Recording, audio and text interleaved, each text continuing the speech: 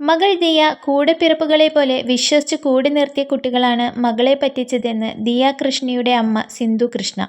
ഗർഭിണിയായ മകൾക്ക് കടയിൽ പോയി ഇരിക്കാൻ കഴിയാതെ വന്നതോടെ കട പൂർണ്ണമായും ജോലിക്കാരുടെ കയ്യിലാവുകയായിരുന്നു.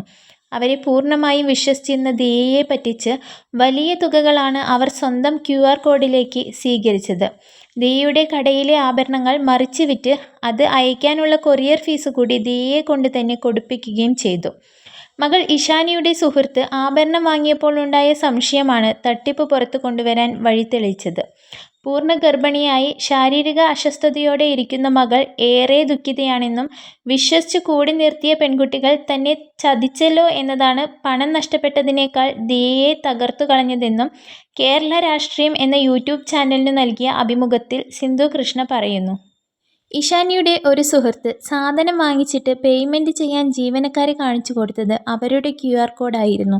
അതിൽ സംശയം തോന്നിയ സുഹൃത്ത് ഇഷാനിയോട് പറയുകയും ഇഷാനി ദിയയോട് ചോദിക്കുകയും ചെയ്തതോടെ കള്ളത്തരങ്ങൾ അവർ അറിയാൻ തുടങ്ങി.